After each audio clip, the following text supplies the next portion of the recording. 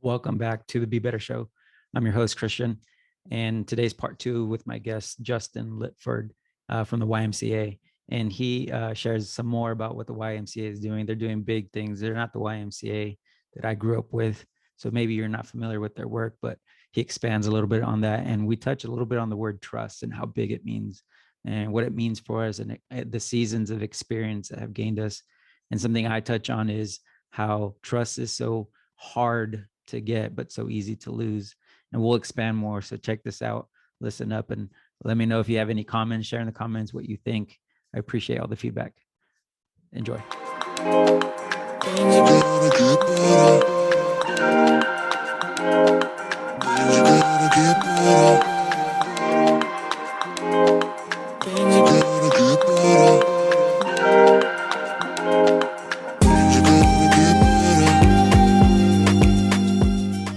The YMCA is doing some amazing stuff. What's your role there at the YMCA? Like, I know you got the title, but what's your day look like? Yeah, definitely, man. So look, I came to work for the Y about 7 years ago. And basically I came here, I have a colleague at the time who's now my executive director. Her name's Krista. And basically we would like run across each other in different meetings, different collaborations, whatever. But I always jive with her, man. I was like, yo, man, like you see how this work's supposed to be, man. You see it really is about empowerment. It's not necessarily about this hierarchy or this condition of power that exists, right? It's about how can we position the resources that we're allotted to help the community. I love that about her. And so we clicked on a variety of levels. She eventually said, yo, I would like you to come to the Y. I'd like you to come work for me, run some of our programs. So I did that. And I came, I ran some of our housing programs where we have young people living at, and just started to become a part of that team. Well, in that process, where the Y was great at really shepherding the resources that we get from the government entities to local groups. Where we were good there, I saw opportunity, because what I did not see was us connecting in the communities that we work with. So we serve all throughout the county, but like I'm like, man, why is it that my friends in Chula Vista, or my friends in National City, or even my family in Escondido, like, why don't they know about the work we do? Like that, they should know. And as a matter of fact, not only should they know, they should be invited to the table to be a part of this empowerment of their own communities, right? So basically, I told my boss, like, yo, I think there's this opportunity. I like to take this job on. Kind of wrote out what the job description could be. And she's always been one that she sees passion and she sees intelligence wrapped around that passion, like she wants to invest in it. So she did, man. So I've been in this role for about 2 years now. And at the end of the day, my number one responsibility is to bring in financial resources to support our mission on empowering these communities. And I'm very upfront about that. Like, you're talking about your day job. It's the same thing for me, man.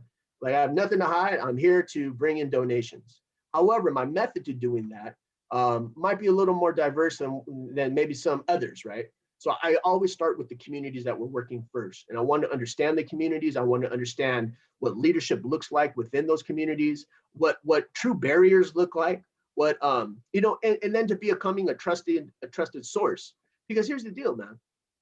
Just because the YMCA has all these opportunities doesn't mean that your average community members can feel comfortable picking up the phone and calling and say, hey, I have this situation. I think counseling would be beneficial for my family, right? Like, there's so many layers to that. However, if I can be a trusted source and I can spearhead that conversation, then that works very well. Yeah. So simultaneously, for me, raising money is I'm just wanting to ensure that the community is aware of the services our Y offers, but as well as our collaborative partners, because there's others in the community that are doing good things. There's South Bay Community Services that I used to work for, San Diego Youth Services, and the list goes on, right? So my approach is community first, working there. Now, one of the things I did do is I wanted to be able to create a platform or a place where those in the community that want to do a little more, that want to be a part of the cause can be a part of. So within that, I created my group. It's called Hood Heroes. So it's the YMCA's Hood Heroes or Neighborhood Heroes. I just call it Hood Heroes because it's kind of my way of living, And so basically, that's all I do, man, is like, I'll give you an example because I love this brother so much. The owner of Barrio Doc, What is gourmet it? hot dogs in Logan, right? What's the I name? knew. Say it again. What's the name? Barrio Dog Barrio in Dog. Logan. Hmm? Barrio Dog. Barrio Dog, yeah. Okay. Bariodogg.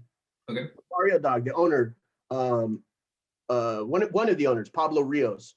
Me and Pablo actually went to school together, high school back in the day. We were in the lowrider club together. And so I've seen, since graduating, I've seen his success from far. I mean, he's just the ultimate grinder, ultimate hustler, doing great things.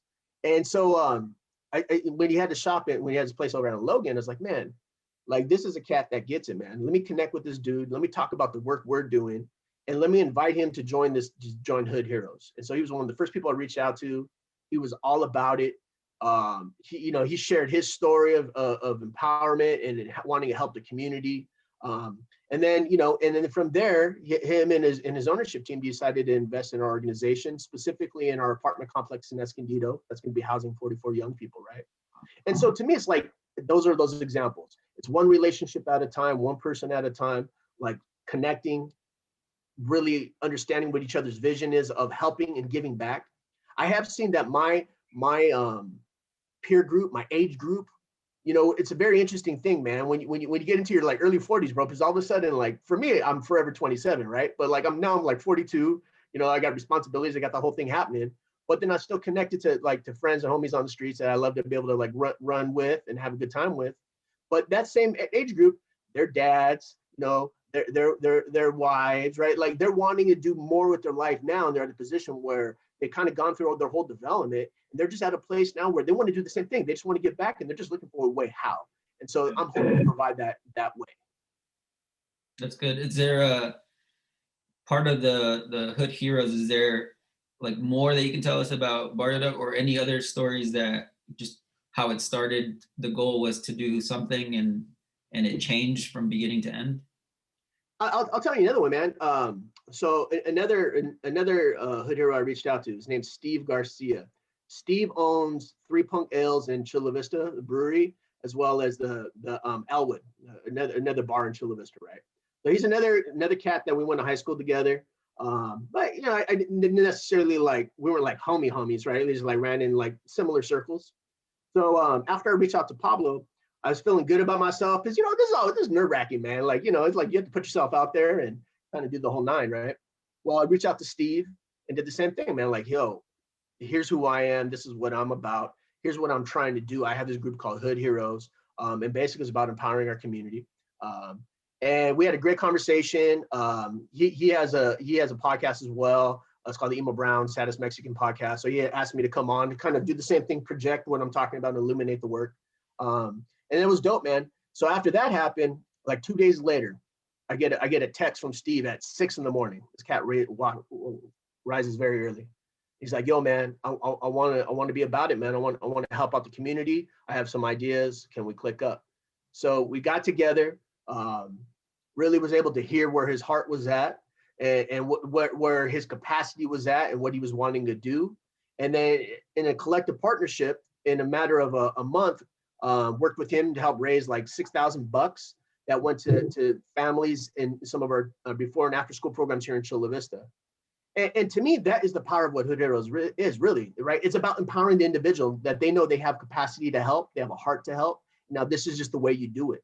Because I have seen, man, that philanthropy, for the most part, from my view, it's something that not much of us are aware of. We weren't exposed to. I wasn't exposed to it, right?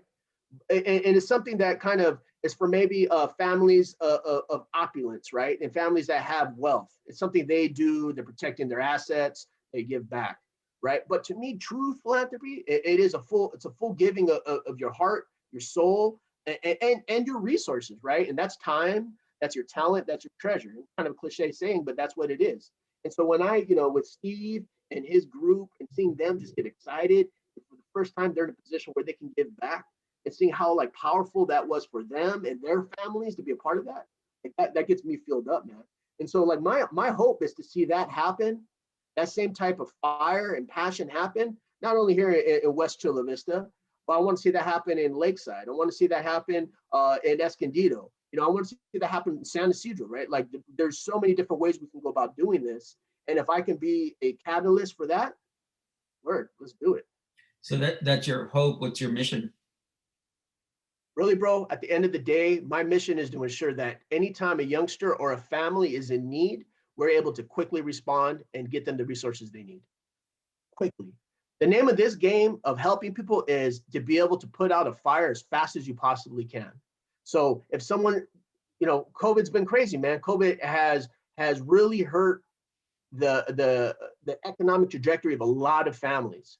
So a lot of families had to go to the streets. The longer a family's staying on the streets, that increases the likelihood that it's going to be harder for them to get off the streets.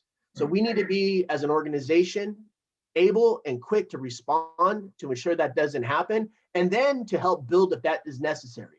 But that's the point of having financial backing, is to be able to quickly respond.